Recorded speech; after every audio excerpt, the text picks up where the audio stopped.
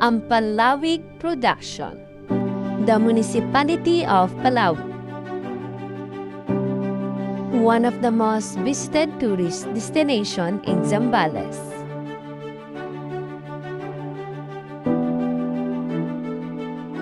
We may be the smallest municipality in Zambales,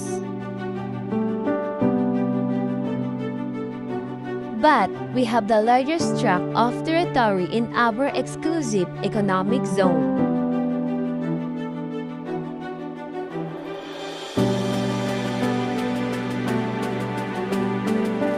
We may be the smallest municipality in Zambales, but let me show you how much Palawig can offer.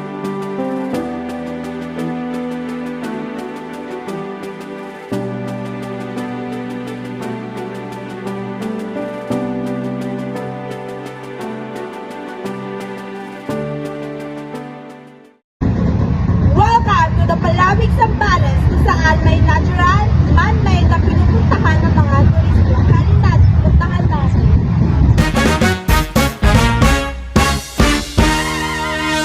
The Palawig Zambales is a country with many natural resources. It is also known as the Malawig Festival in Zambales. In several years, the Palawig has become a Palawig. Good afternoon po, sir. Kami po yung student researcher from Noble Zambales College. May mga kanting katanungan lang po kami sa inyo. Ano po pangalan niyo? Ako nga pala si Ronald Ednalan, Tourism Officer ng Bayan ng Palawig. Ano po ang history ng Palawig? Actually, yung history ng Bayan ng Palawig, yung Palawig ay nakuha siya sa term na Manlawig. So, actually, Manlawig parang pangalawang version pa yun. Meron pa yung ang Panlawig. So, nung una panahon daw, merong native na taga-Palawig na naglalawig siya ng kalabaw. Tapos may foreigner na nagtanong sa kanya kung nasa ang lugar daw siya. Tapos, ang intindi ng native na Palawig ay anong ginagawa niya. So, sinagot niya na ang Panlawig. Yun. So, ang Panlawig, naging Manlawig, and eventually Palawig. Sa April 10, isa-celebrate namin yung 156 founding anniversary ng Bayan ng Palawig. Sir, my name is Desha Negos from Santa Cruz. Ano po yung mga sikat o kadalasan pinupuntahan ng mga turista dito po sa Palawig? Meron kaming 3 natural attractions na kilala dito sa Palawig. Yung Pagsit River, Mount Tapulaw, at saka yung Magalawa Island. Thank you po sa time na binigyan niyo sa amin. Maraming salamat po, sir. You're welcome, thank you. Sana balik kayo. Hindi lang bilang mga researcher, kundi bilang mga bisita namin. Anyway, thank you so much. Thank you, sir. Ortiz Pastillas Bars is a small local business known for making delicious pastillas de leche. It is located in Palawig in the province of Zambales. Their pastillas are sweet, soft, and made from milk and sugar. Many people enjoy it as a snack or pasalugo. Ortiz Pastillas represents the simple and delicious local delicacies of Palawig.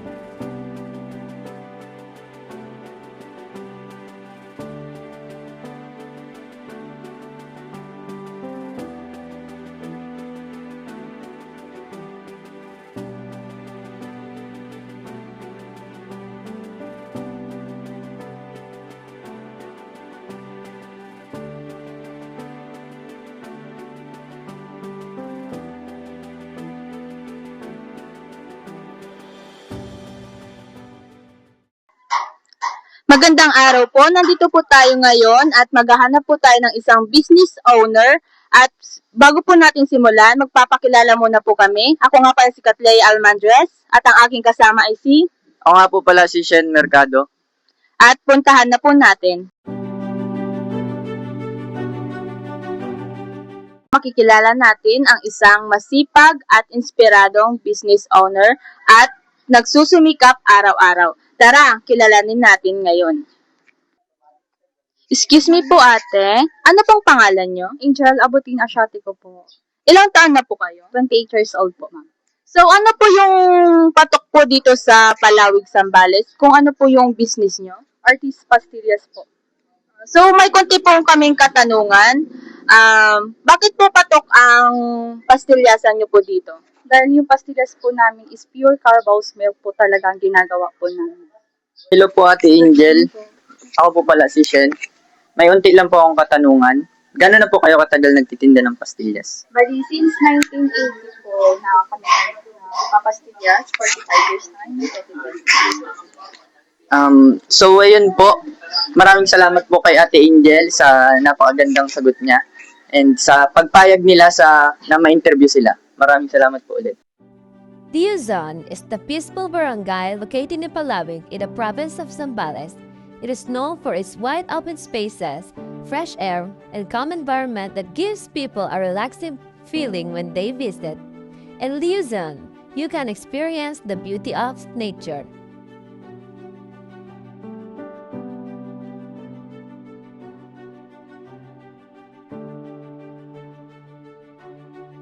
The Manlawig Festival is a vibrant cultural celebration held in the town of Palawig.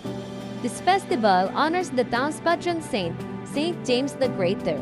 It reflects the strong connection of the community to fishing and the sea. The Manlawig Festival is more than just a celebration. It is a way for the people of Palawig to express their culture, traditions, and gratitude for the blessings they receive from the sea. Through this festival, the heritage and identity of the community continue to live on. Welcome to Bagsit River, one of the hidden natural attractions in Palawig, Zambales. Known for its cool, clear waters and calm surroundings, it is a perfect spot for swimming, relaxing, and enjoying nature away from the busy city life.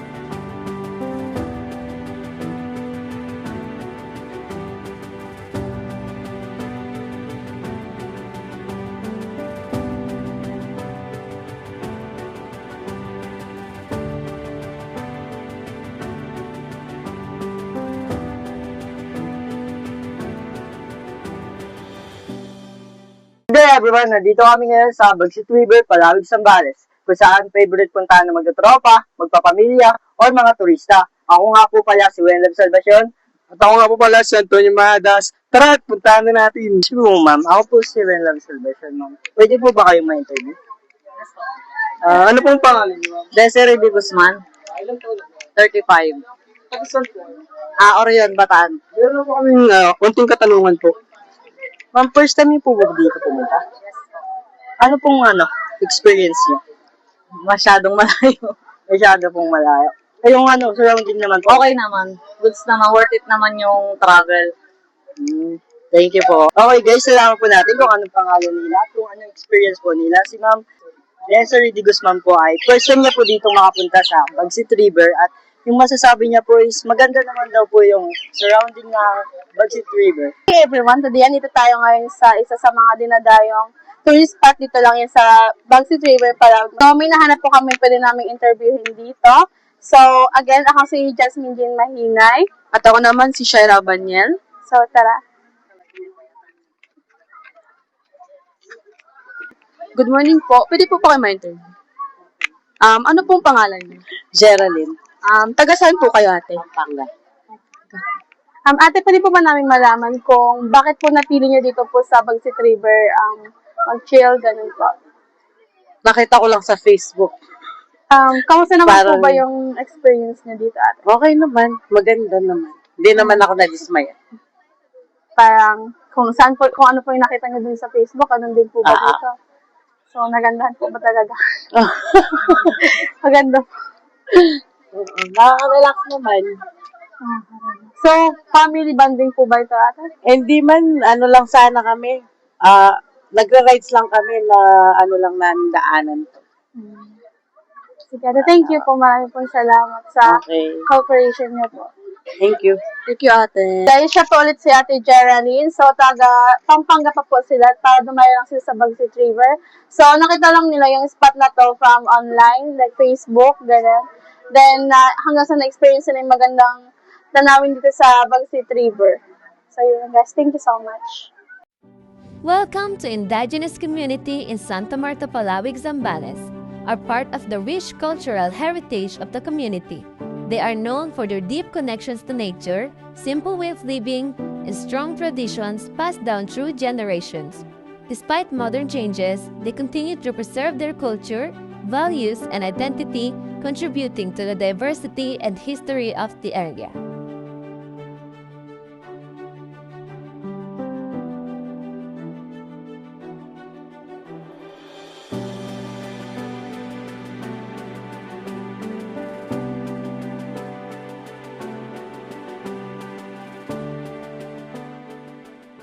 Good morning everyone! Nandito tayo sa Santa Marta, saan malalaman natin ang munting hanap buhay ng mga tao dito.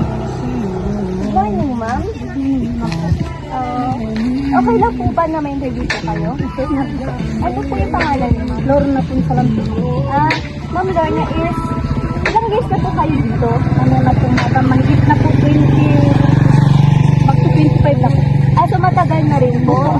So, ano po yung mga hanap buhay niyo po dito? Ano madam, magtanim po kami ng mga gulay po madam, talong, sili, tapos po madam mga huya po, tapos mga dami.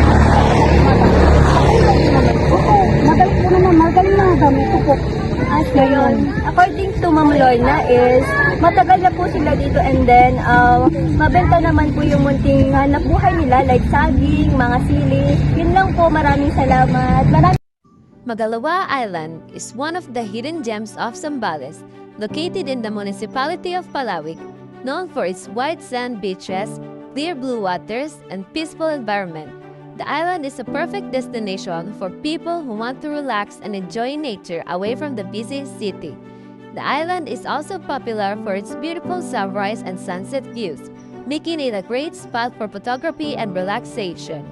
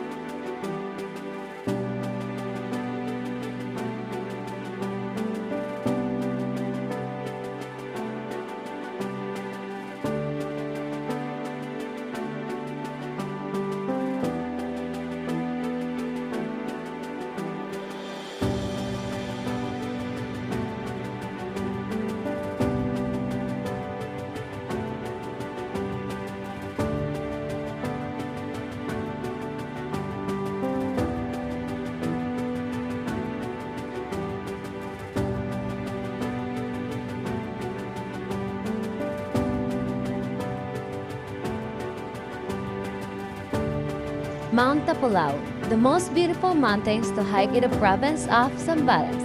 The trail transitions from lush, mossy forest to majestic pine forest, which are relatively pristine and reminiscent of the Cordilleras.